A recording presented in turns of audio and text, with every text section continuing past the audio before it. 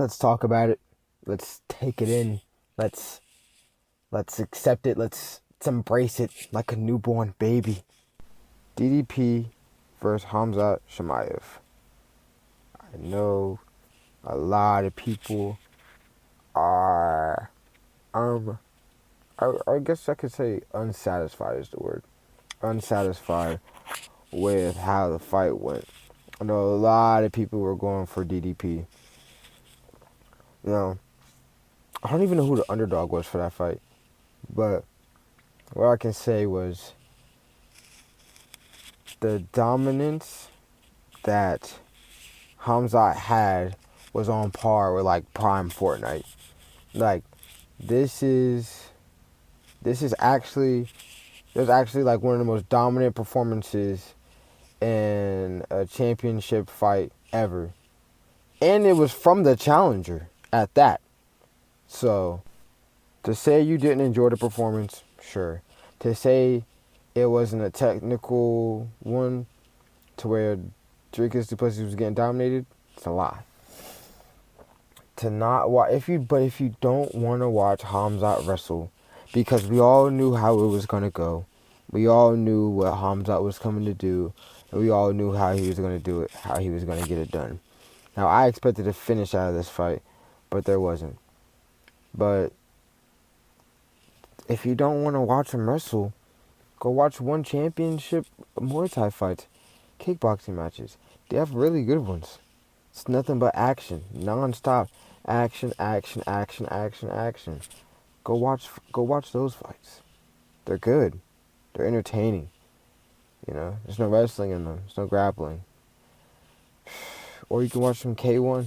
K1 puts on pretty good fights. You know, just watch some standing up. You know, some stand and bang. As much as I preach stand and bang, as much as I was dozing off during that fight, I loved it. You know, I love the absolute domination Hamzat showed. You know, it inspired me to even buy his shorts afterwards. I bought Hamzat shorts afterwards. I'm a striker, but I've always been a fan of Hamzat. Not because, you know, he gives every opponent back shots, but because of the character he brings to the UFC. It's honestly, look, when I seen Hamzat smile at DDP like this, I knew it was over. I knew exactly where the fight was gonna go, and I knew why. I knew where it was gonna go, and I knew how it was gonna get there. So, for me to say I don't like Hamzat, I'd be lying. Was I entertained by the performance? In a technical MMA fighter way, as a fan, as like an everyday watcher, nah. I would have said the fight was boring, just like how everyone else said it was. But, you know, the fights before that were amazing, though. Leron Murphy versus Aaron Pico, spinning elbow KO, and don't get me started on Carlos Perez and Jeff Neal. Spinning, oh my God, 2 spinning elbows back to back, straight to the temple, put both of their opponents to sleep. Now, honestly, Jeff Neal had me scared. He didn't get up for like 4 or 5 minutes. His eyes were glossy, and they put a hat over his eyes so we couldn't see it. We seen his eyes, UFC. Is he alive? We need an update. I haven't heard nothing. It's Monday. It's Monday, UFC. Please, give us an update on Jeff Neal.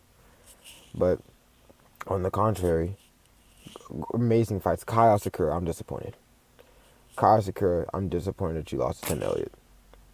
Kai Asakura, I am mad. Kai Asakura. What's going on? What's going on? I get it. You spent a lot of your time fighting out of a ring. I get it. I get most of your time was spent in a ring. But, bro, you've got to lock in. Like, where do we lock in at, chat? Kyle Sakura is getting submitted by Tim Elliott. No, and that's no diss to Tim Elliott. You know, he's been around for a while. Fought Mighty Mouse, fought damn near the whole flyweight division. Tim Elliott's been around for a while, and his contract was up on this fight. This was Yeah, like they were. I'm pretty sure they were close to cutting him. Khamzat, you're 0-2 in the UFC, man. I'm on a whole rant. This is a video about DDP and Hamzat. I am disappointed in Khamzat, but you just need some grappling. Like you still young, still got time to get good at grappling. Just some grappling defense. You don't even gotta use the offense. You gotta be like MVP. And MVP's fight was pretty good too. The MVP fight versus Jared Cannonier, that was a really good fight too. But be like MVP. He doesn't even like using his grappling. He just likes making people look stupid and knocking them out. Kai, lock in. On another note, great job to everyone that won in UFC 319. It's a great card. Oh, is that 319? Or was that? Yeah, it was 319. That was a great card. It was a pretty good card. I just think that, look, I think the run that Hamzat's gonna go on is comparable to the run that Fortnite had. You know, like it's gonna be a really good run. It's gonna be a pretty long run. I don't see him losing for a while. Kind of like Taporia. I don't see him losing for a while either. Islam fights got me a little iffy.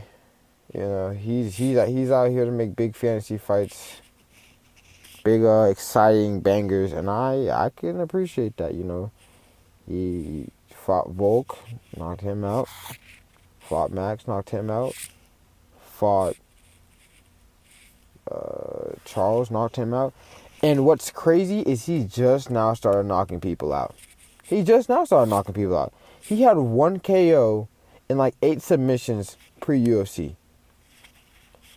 Now in the UFC, he has 4 more KOs? 4 more KOs, I'm pretty sure. And another submission.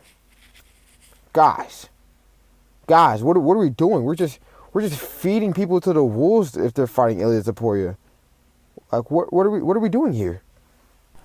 With all that being said, if any of y'all betted on this fight, all I gotta say is I hope y'all put y'all money on Hamzat and not like my homeboy who put the house on DDP.